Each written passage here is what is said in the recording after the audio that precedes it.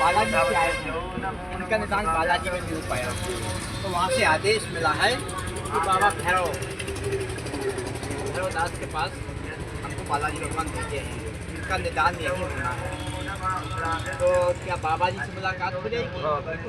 ये सब रोगी हैं, तो श्री बालाजी के चरणों से आए हैं और बाबा के बारे में बहुत सुना है और बहुत लाखों आदमी यहाँ से ठीक हो चुका है, इसलिए हम भी उनके चरणों में आए हैं।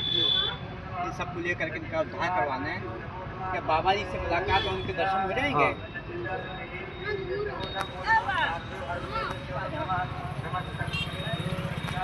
ये भी कथा होता है महाराज जी का सत्संग सुबह भी 8 से 10 मार्ग है। आज सेक्टर नंबर 6 ठीक ही नागवासी मंदिर के पीछे जो है इंटरलॉकिंग रोड के बगल जो है लगा हुआ है भैरव मठ। चुके हैं मिर्गी है, यहाँ पे कैंसर तक की जितनी हमारे समाज के लिए जहर उगल रहे हैं, हमारी बेटियों पर तो दृष्टि डाल रहे हैं, इन सब कान पर और धर्म का उत्थान हो। आशीर्वाद कल्याण मस्त। महाराज जी, हम बालाजी से आए हैं और इन रोगियों को लेके आए हैं। बालाजी ने यहाँ भैरव बाबा के दरबार में भेजा है, इनका निदान वहाँ नहीं हो पाया है, इसलिए आपके चरणों में भेजा है। अब इनको आप देखें, बड़ा नाम सुना आपका। और देखो, हमारा तो कोई नाम नहीं है, हम एक गरीब ब्राह्मण के लड़के हैं, तारापीठ पश्चिम बंगाल में। आपकी जो बिटिया बैठी है, इन्हें साधारण मत समझो, ये लड़की साधारण नहीं, लड़की साधारण है किसी की, लेकिन वर्तमान समय में ये अब हमारी बेटी है और इसके अंग पर जिनके द्वारा इस लड़की का जीवन वो बर्बाद करना चाहे, वही माँ आज इस लड़की की रक्षक हैं और शायद इनके द्वारा पूरी समाज की रक्षा होगी। आज कुंवारी कन्याओं के साथ अनाचार, दुराचार, पापाचार हो रहा है और इस पाप को हटाने के लिए भैरव बाबा की कृपा है, स्मशान देवता की कृपा है, माता तारा की कृपा है और माता रानी की कृपा है। बालाजी ने इन्हें समाज से पाप को दूर करने के लिए हमारे पास भेजा है, न कि ठीक होने के लिए। मैं ठीक करने की सामर्थ्य कहाँ रखता हूँ, ये इनकी कृपा है और आगे जो होगा अच्छा होगा, अति उत्तम होगा।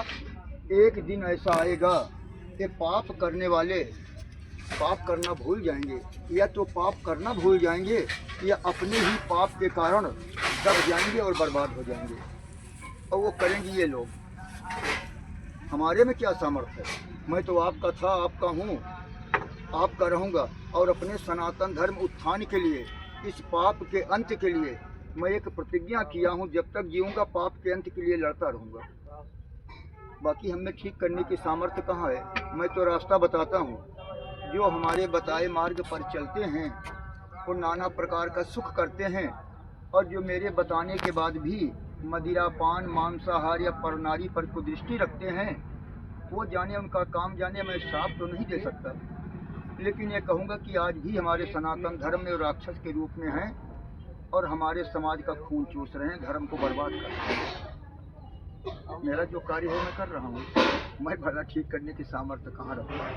जय भैरव बाबा की जय।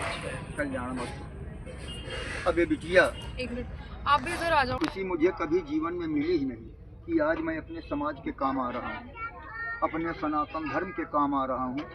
अपना भी नाम हो रहा है इनकी कृपा से, आपकी कृपा से, और साथ साथ ब्राह्मण समाज और हिंदू समाज का नाम हो रहा है।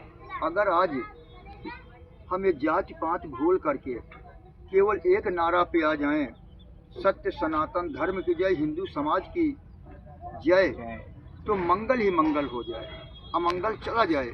लेकिन हम कुछ राजनीति के चक्कर में पड़कर, कुछ गांव के ढोंगियों के चक्कर में पड़कर जात में बट गए। मैं नहीं मानता, ब्रह्मदेव ने केवल मानव बना के भेजा है, मुझे सनातनी बना के भेजा है। हम सनातन धर्म मानने वाले थे, हैं और रहेंगे। हमें जाति पात से कोई मतलब नहीं। 33 करोड़ देवता हमारे यहाँ हैं, 56 करोड़ देवियाँ हमारे यहाँ हैं। इन देवियों को भूलकर हम ओझा सोखा तांत्रिक के चक्कर में पड़ते हैं। इन्हीं की पूजा अपने घर में सच्चे मन से करें, घर में अमंगल आ ही नहीं सकता। लेकिन हम अपने धन का भी व्यय कर रहे हैं, अपनी इज्जत को भी बर्बाद कर रहे हैं, रात दिन उनके पीछे भटक रहे हैं, उनका गुलाम बन रहे हैं। क्यों ऐसा कर रहे हैं? यानी हमारी आस्था हमारे भगवान पर नहीं है। अरे जो चमड़े के ढांचा से हड्डी का स्तंभ बनाकर चमड़े का लेप लगाकर मांस रूपी सीमेंट बालू से इस भवन को बनाकर मल मूत्र विष्ठा मवाज पीब सब एक साथ इसके अंदर उस गंदगी के अंदर वो ब्रह्म निवास कर रहा है। उस ब्रह्म पर हमें विश्वास नहीं तो हमें धिक्कार है। हम बाहर भटकते हैं, हमें धिक्कार है। हमें सोचना चाहिए, हम घर में कमरा बनवाते हैं, किचन अलग हुआ, बाथरूम अलग हुआ, शयन कक्ष अलग हुआ, पूजा का रूम अलग, लेकिन हमारा पार ब्रह्म परमेश्वर जो यहाँ निवास करता है वो कहीं बाहर नहीं है, सबके बीच बैठा है। हम उसे भूल करके इस भौतिक देह को यानी इस भौतिक घर को नाना प्रकार से साबुन तेल इतर लगाते हैं। जो इसमें धन व्यय कर रहे हैं, समय व्यय कर रहे हैं, वही इस ब्रह्म के लिए करें। ब्रह्म तो केवल आंख बंद करके ओम नमो भगवते वासुदेवाय नमः या ओम राम राम राम राम राम राम या किसी भी देवता की आराधना जो करे उनका सच्चे मन से करे, रोग दोष नहीं आएगा, मेरी गारंटी है, जिम्मेदारी है। और जब तक हम भटकते रहेंगे तब तक हमें दुख छोड़ ही नहीं सकता है। सुख की कामना करने वाले को सुख नहीं प्राप्त होता, और जो दुख को गले लगा ले दुख उसके पास अहुबई नहीं करेगा, सुख ही सुख रहेगा। प्रत्येक नारियों को कुंती बनना चाहिए,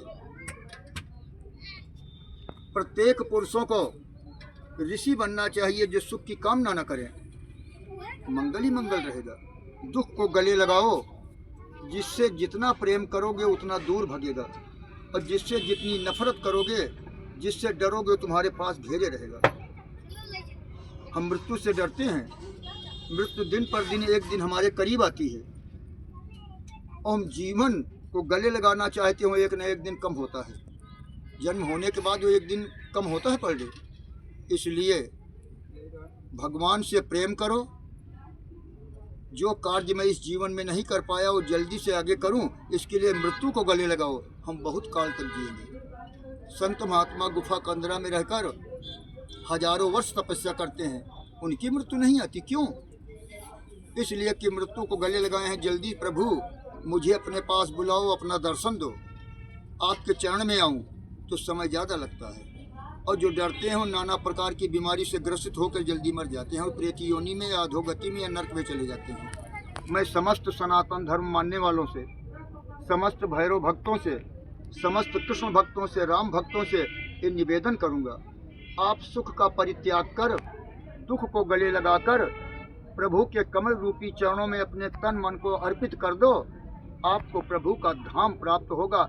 प्रेम से बोलो तीर्थराज प्रयाग महाराज की जय, सत्य सनातन धर्म की जय, हिंदू समाज की जय, समस्त देवी देवताओं की जय, महाकाल भैरव भगवान की जय, बालाजी महाराज की जय, गंगा महारानी की जय, यमुना भवानी की जय, त्रिवेणी महामैया की जय।